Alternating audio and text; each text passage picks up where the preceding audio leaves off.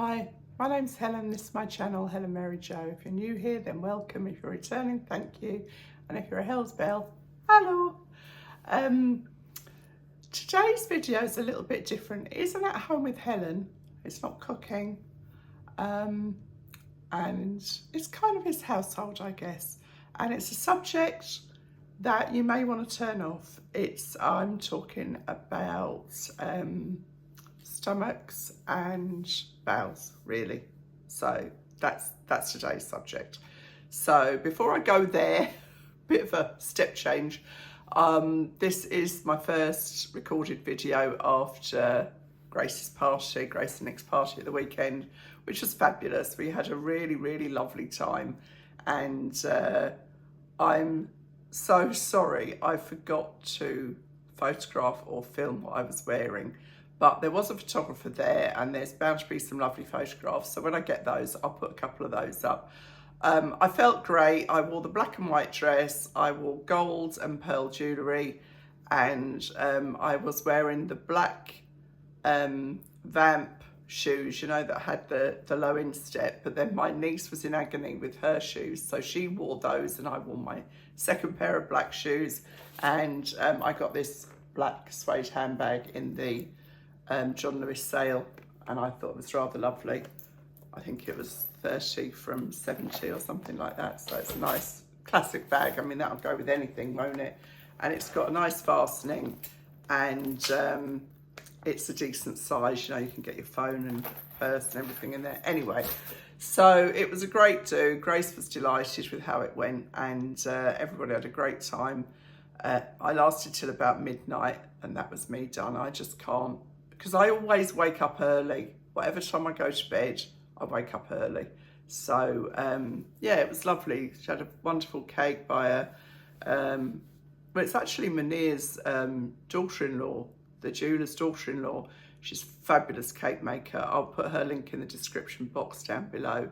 If you're watching on the TV, you don't see the description box. You have to go onto your laptop, tablet or phone, and that's where you can subscribe, like, whatever. All the kind of mechanics of the channel are there. So you do need to do that if you want to see the links and everything. So yeah, and as I've said a million times, subscribing costs you nothing. So if you would like to subscribe, I'd be really grateful. Thank you. So yeah, today's video is different, and I have really thought long and hard about doing this video, but I know so many people that suffer the same kind of problems as I do. So I'll get onto that in a second. So first of all, I just want to kind of introduce my t-shirt, which is Rebellious Hope. And this is a charity t-shirt, and we had a young woman here in the UK, and her name was Deborah James, and she was known as the Bowel Babe, and tragically she got bowel cancer at quite a young age. I think she was about 35, 36, and she sadly passed away just over a year ago. And she was on an absolute mission to get people to stop being shy of talking about poo. Everybody has to poo. So this is my little kind of segment, kind of in honour of her, but also with some practical tips. I have IBS, IBD, I don't know what it is, but I've had all the tests, and that's what they've decided it is. And we can't find what triggers it, and it's not a nightmare because it's not every day or anything. So compared to people that have got Crohn's, colitis, ulcerative colitis, microscopic colitis, there's so many things that they're discovering about the bowels these days that are opening up a whole world of information. You know, a new kind of word on the block is your microbiome. And I'm reading a book at the moment called Ultra Processed Foods, which is very interesting. It's quite heavy going, to be honest, because it's quite sciencey. But I'm trying to stick with it, and it does make you think about what you eat. And definitely, foods trigger it, but like the same foods won't trigger it every time. So I could have a sandwich one day, no problem. I could have the same sandwich the next day and have a problem. And I have found myself in some really embarrassing and awkward situations, painful, embarrassing, you name it, I've been there. And I know, I mean, in my family, I've got, I can just think now off the top of my head, 4 of us that have similar problems, and we're all shy of it, and you know, we all find ways of coping with it. And I just wanted to kind of be open about it really, and say we shouldn't really be that embarrassed, but of course we will be. And you know, being at work and everything is really hellish sometimes. I mean, I've had some tough days when I was at work. Now, I call it a stomach. So if I say to Rob or the kids, I've got a stomach, that means I've got to get to the loo. I'll be a little while, like leave me alone. And I kind of get on with it. Now, in Japan, oh my goodness, I wish we had half of the solutions. I think Japan is a very discreet culture, I guess you'd say. They're quite kind of private and shy about bodily functions, to be quite honest. But their loos are spotless. Every toilet we went to was amazing. Even in the middle of a park, the loos would have, they have like a sound system next to them, like a control box. And on there will be music. So you can play running water while you're going to the loo. And you can put that as loud or as quiet as you like. At first I didn't know what it was all about, but I was grateful of it a couple of times. And I haven't actually done it, but I am toying with the idea of recording running water so that I can just play it on my phone if I'm in an awkward situation. They had, you know, automatic bottom washers so that you could just sit there and wash yourself and dry yourself all automatically. And, you know, that was normal. So if you were in the loo and that sound was going on, nobody would be going, what's she doing in there? Because that's totally normal. And that gives you a chance, you know, gives you a chance to deal with stuff.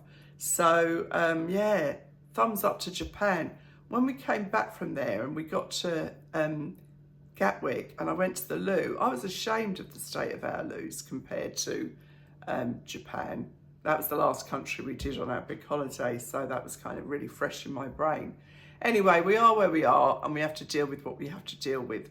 And I just thought I'd show you a couple of things that I do when I'm out and about to deal with my stomach, and then I'll show you a couple of things that I have in my home that help myself and visitors deal with it. So I'm just going to stop the video there because I've just had a message that I need to read, and then I'll come back and talk some more. Just give me a minute. Right, so I generally always have something in my bag that will help me if I find myself in that awkward situation. And one thing I have a lot of is these they're little samples, they're little room freshener samples. And, you know, for obvious reasons, I will squirt some of that into the bowl beforehand, and then I'll squirt it in the air afterwards. And I would generally flush twice to try and help. And, you know, I have been there before in dire agony, waiting for somebody to use the hot air dryer so that the noise disguises what's going on, or I've had to like flush the loo to disguise the noise that's going on. I mean, I'm sure you've all been there. You know, it's not only me, that's for dead certain. So, or the other thing that I will have in my bag is a little thing of essential oils, and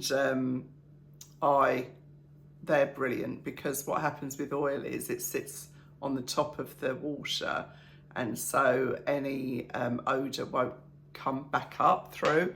And then I have these in all of my loos.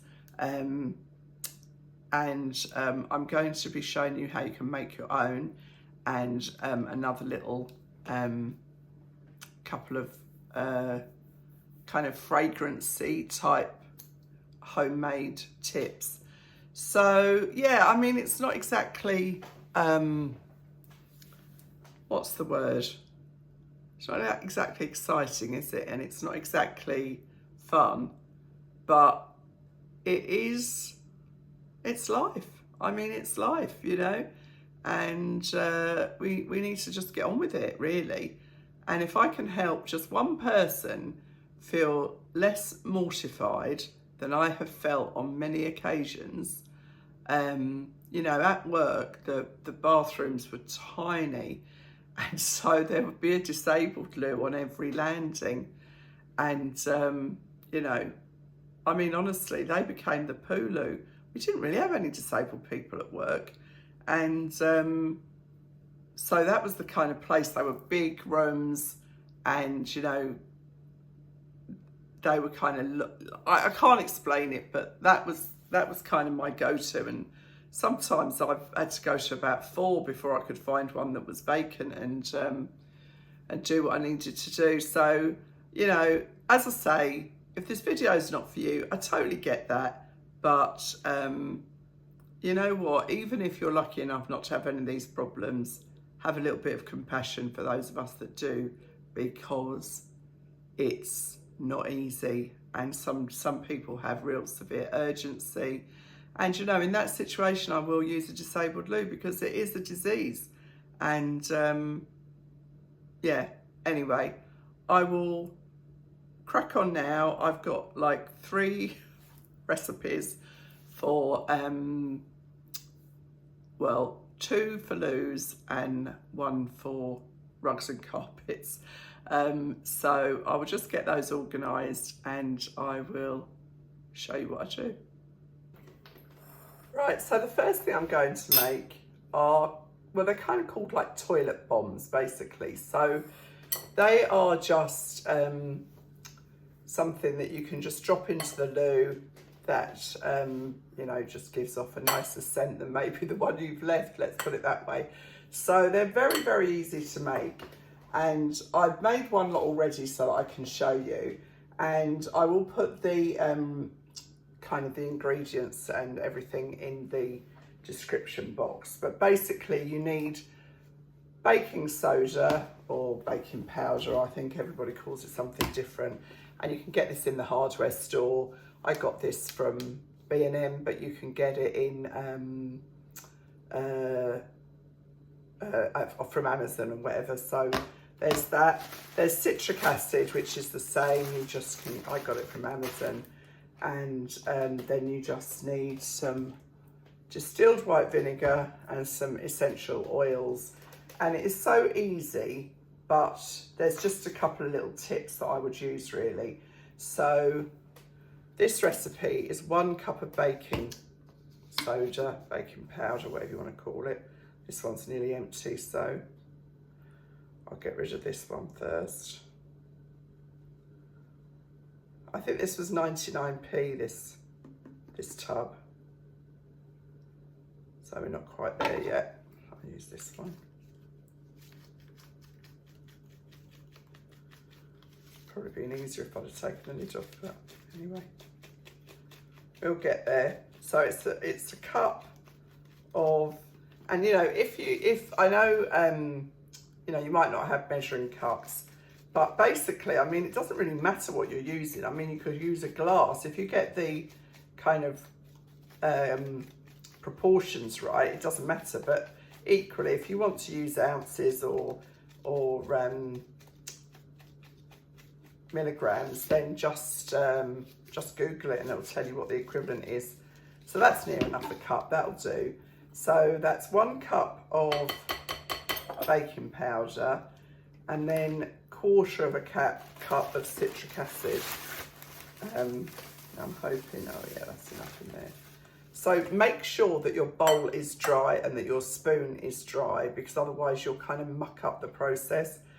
So put those in together and give them a stir around. You know, they look the same, but there is baking powder and citric acid in there. And then we can add the essential oils. Now I've got a whole host of essential oils because I've made these lots of times and I've just bought them off Amazon. And I've got, what's that one? Lavender. You can just use whatever you like. That one's lemongrass. That one is sleep assisting. I'll put that by my bed because I make sleep spray as well. Rosemary.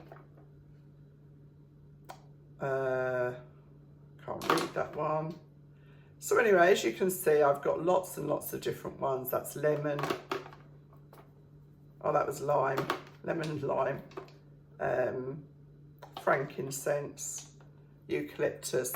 So I'm going to put some eucalyptus in here because that's kind of a very fresh smelling one. And you need 35 drops of essential oil. Now I'm not like, you know, it doesn't matter if you put 40 or 50, it wouldn't matter. So, but just try and disperse them through. The house, when Rob comes home, he's going to wonder what's been going on because there's a real, the house smells of essential oils basically. I would count those if, you know, I was doing it on my own, but you're all watching me. There's not much point me sitting here counting, is there? And this one is orange. So eucalyptus and orange, that's quite a nice blend, isn't it? Kind of fresh. That's how you get your drops. You just hold it upside down like that and then it drop. Right, so I can smell that that's a pretty strong combination. So you can see there's little clumps being made in there. Don't panic about those, it's absolutely fine. And then we get to the distilled vinegar. So it says 2 tablespoons in the recipe, in the directions, but I'm not going to just put 2 tablespoons in. And also don't just pour it in one place because it'll just fizz and kind of destroy it. So you need to just put in a little bit and keep stirring because where it will hit, it will start to fizz. And you kind of have to knock the fizz out of it, if that makes sense. So you can see how it starts to fizz there. And we don't want it to kind of take over. And what you're trying to do is get it to a place that it will clump. I don't think there's a technical term for that. Not quite there, so I'll give it another quick squirt. Fizz, fizz, fizz. Stir, stir, stir. That's it now, I reckon. Yeah, that's clumpable. Just make sure that that's evenly dispersed throughout the mixture. And then you don't have to work like mega quickly, but you need to work relatively quickly. And then I've just got this silicone ice mold. I think I got this one in IKEA actually. And then you just put it into the mold and press it in as hard as you can so that it fills. If you hold it over the bowl, it makes life easier for obvious reasons. I would use a glass bowl because you don't really want the essential oils kind of impregnating a bowl that you might use later on for baking. But in a glass bowl, you can rest assured that you'll be able to get all that out. I mean, obviously you can use a bigger mould. You could use baking tin if you wanted them bigger. You know, you can use whatever you've got really, but it's just that the silicone obviously makes it easier to pop out. I'll turn that round, get the other lot in. One of my sisters was in India and she has IBS too, and she had some horrendous experiences there, as you can imagine, when you're not used to that spicy food and, you know, different facilities. Kind of made me a bit scared to go really, and it is a place that I want to go to, so I have to take some of these tricks with me. So you just kind of get it all in the mould and then just kind of knock off the excess. Make sure it's well compressed, each one.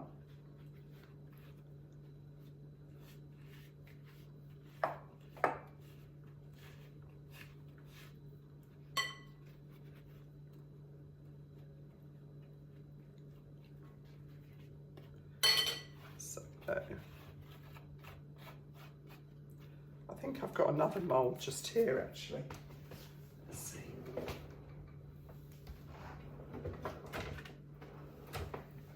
This one is starfish. This is from IKEA. This will be a little bit more awkward because you've got the kind of, you know, legs, so you need to make sure that it goes into all the starfish legs equally, or else they won't. I would just make sure that this one is completely dry before I try and pop it out, or you'll end up, they'll just break off. I have used this mould before, it's not impossible, but I'm not going to make my life difficult when I'm showing you how to do something, am I? Because that would just be silly. I mean, if you go on Pinterest, there's loads of recipes for this kind of thing. And I just think, I'm always very relieved if I go into a loo, and even if I just see air freshener in there, you know, to be quite honest. It's this really embarrassing thing.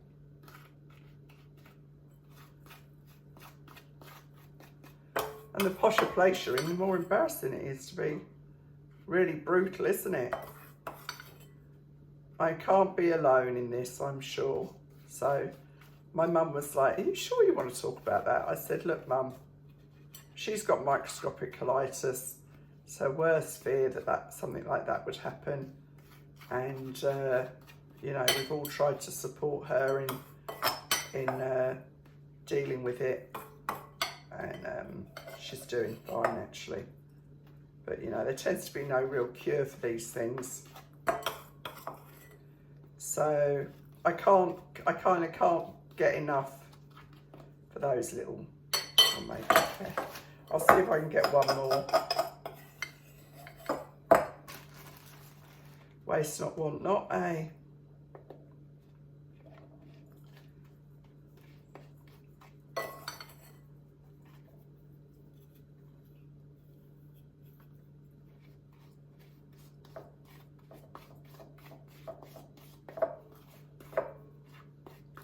So yeah, well, that was all right, wasn't it? I got another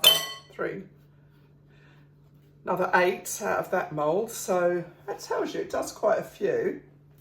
I'm just going to tip the excess out of this bowl. And that can just go into the sink, you know, it's it'll just dissolve into the sink. And then these are the ones I made probably an hour ago. I would normally leave them longer, so I'm going to see if they come out. How they come out, if they come out easily enough. Oh yeah. So that's popped out there. Then I just have some jars in the bathroom. And now I've got my Cricut, I will actually put a little sign on here. And I would just put toilet bombs. And you just put them in there. But, you know, I used to just have a little label on the side. I think because it's a nice dry day here, these have dried out quite quickly. But you'll soon get the idea of kind of how they need to be in order to get them into here, just at clumping point.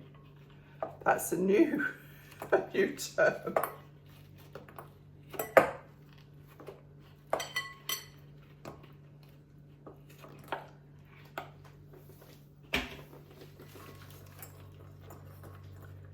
And when you drop those into the loo, you know, you can drop 1 or 2 in and they just fizz, and then the essential oil comes out. So that's the first thing. So, and keep them in an airtight container, obviously, will protect. But, you know, they don't look unattractive, do they? Just on the side in the bathroom. And, you know, if it just says, you know, like toilet drops or toilet cleaners or cleansers or whatever, you know, visitors will also know that that is something that they can use. So that's number one. So I'll just clear that up and then I'll get to number two. Number two, how appropriate for number twos. So for those of you who haven't seen this product, this one is called VI Poo, and there's another one called Poo Pourri.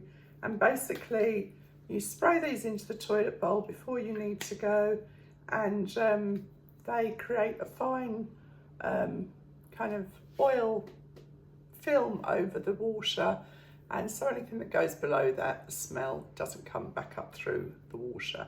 So you can buy these not that easily actually. Online you can buy them, and I think you can get them sometimes in Sainsbury's and places, but not always, but they're quite expensive.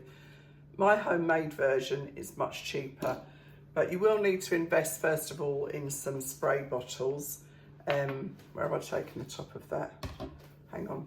Oh, here it is. So I got these on Amazon. I think I got 5, and there's Dolly again. I use them for my pillow spray as well, and the pillow spray ones have got labels on, and I will make labels for this later. So you start off with a barking dog. Dolly, stop. I better check.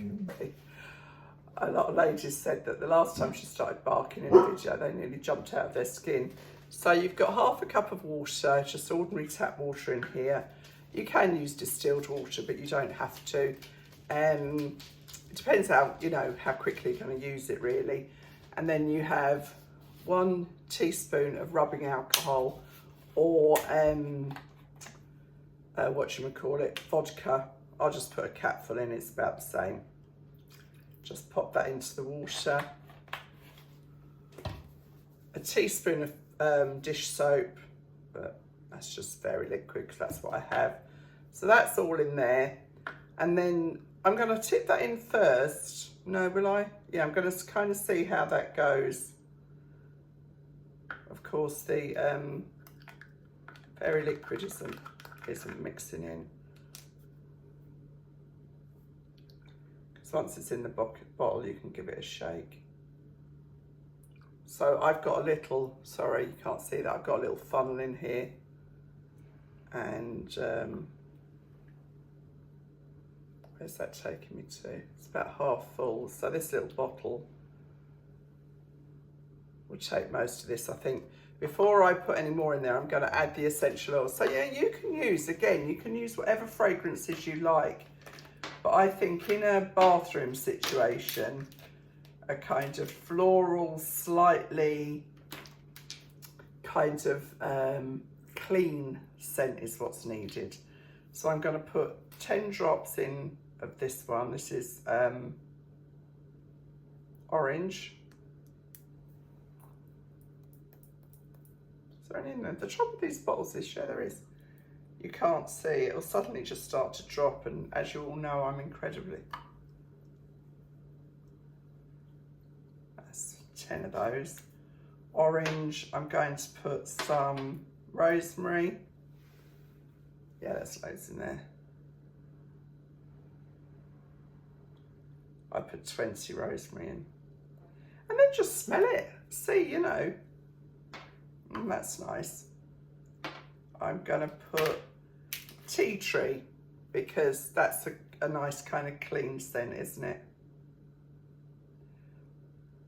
I keep these in a dark place, by the way. They last longer if you keep them in the dark. I'm just going to give it a real good splash of tea tree. And then, you don't have to be precise. It's only you that it's for. It's just about going to fill this bottle, I think. I got this little funnel with a room diffuser, but I could actually just pour this in from the jug. So that's that in there. It's as easy as that, really. I'll put the recipe, obviously, in the description box. But there you've got your own homemade potpourri, and it's nicer looking, isn't it? It's nicer to have that than that on the side, and that's probably double the amount of that. So in there you've got 55ml, and this was 150ml. So you've got 3 times as much. That was a £5, I think, £5. This was, I don't know, pennies really. Obviously you've got the initial outlay, but once you've got them, you've got them. So that's fragrance number 2 for your number 2s. And then the third one, I'm going to make just right in front of you here. I'm going to see if I can get this off. Get a teaspoon out. So using the baking powder again, but as I've got this container, I thought I'd try and use it. Try and get this lid off because it's got a nice oh, there we go. Get that off. It's got a nice lid like that, but it's not vital. You can use it in all sorts of thing. And in here, sounds a bit dark, but I'm going to add some baking powder. Now,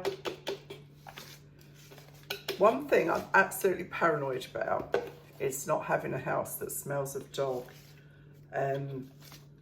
I really never want anyone to come to my house and the first thing they think is you've got a dog. Now, I've left that lid open on there, and I'll be honest with you, it's obviously got some moisture in it and it's got a bit clumpy. But for the purposes of this demonstration, it doesn't matter at all. And next time I'm out, I'll just put some more in my shopping trolley. So I've just put about this much in. This is just literally for a demonstration.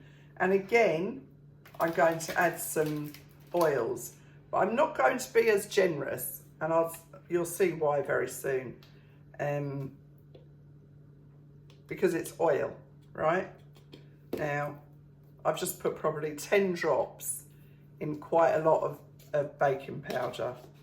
I'm going to put that lid back on, clip it down. Do you know what I did yesterday? I put some muesli into my cereal container for muesli, and it was different. So I thought, oh, I'll shake it up. So I shook it up and the lid wasn't on properly. What a twit. And this is basically, do you remember the old shake and vac and put the fresheners back? And do the shake and vac and put the fresheners back. Well, this is my version. So I'm going to stop the video and then we'll shake and vac together. Whatever next. This is the rug in the hall, and what I'm going to do is put my shake and vac on the rug and then vac it up. I'll show you. Oh, this is a new vacuum cleaner as well, which I'll talk about in a second. So just shake it on like this. And you know, normally I would let that sit. So I'll do this one for you guys, but then I will go over the whole rug and back it up.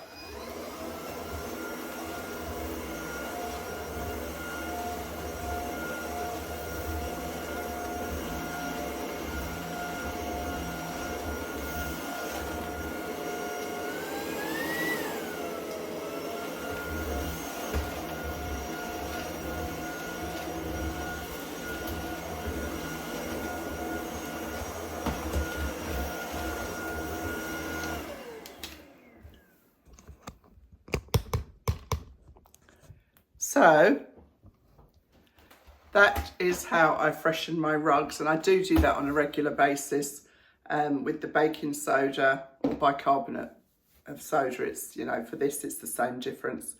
And then I just vacuum it up. And the other thing that I find is that my vacuum cleaners, where I'm hoovering up, I mean, Dolly doesn't molt, thank goodness. Rob wasn't allowed to have a dog that molted. But nonetheless, you know, they do leave a doggy smell on the carpets that they sleep on. So sometimes the vacuum cleaner is a bit pongy. Now, this vacuum cleaner was given to me by the same people that I collaborated with the air fryer, and I'm actually choosing this vacuum at the moment over, I mean, I've got so many vacuum cleaners. I've got a Miele, you know, proper old-fashioned vacuum cleaner that's got the, yeah, got the plug. Good Lord, sounds like something from the olden days, but you know, a plug-in one. But generally, I use my Bosch cordless one. But lately, I have been using this one, and the main reason is, I don't know if you saw it, but it's got a light, and the light comes out from the head of the vacuum cleaner and shows you the dust. Now, I had a quick background yesterday with this, and I couldn't see the dust at all with the naked eye, but when I used this, I could really see it in the bedroom, under the chairs. You know, I vac them like regularly, but it was really surprising. And this one, I mean, I'm not the best to demonstrate with it really, because Rob's been using it, but this comes off. I'm going to do another demo with Rob, but this comes on, and then it's got all sorts of other heads on it that you can use, which is great. I mean, look how much it's picked up. That was empty yesterday. Oh, my goodness. We look right. We're right dirty, don't we? We're not. That's the head I've been using, and it's got the old hair anti-wrap thing on it. And the other thing I really like, I don't know if you can see, so it's got this kind of, this is the control button, that's the light, and that's the thing, the, you know, to turn it up to a higher speed. You won't be able to hear me probably, but I'll pop it on and then I'll show you how it goes up.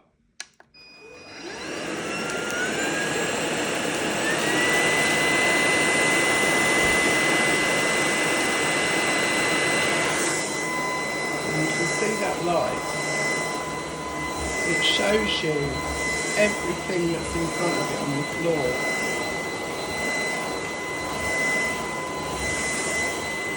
It's really good. And it also tells you how many minutes you've got left. And obviously when you go to a more powerful function, you have less minutes.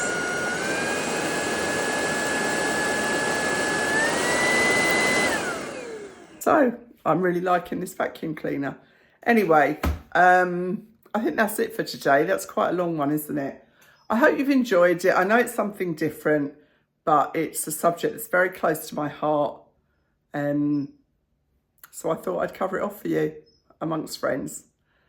Thank you, and I'll see you really soon. Bye.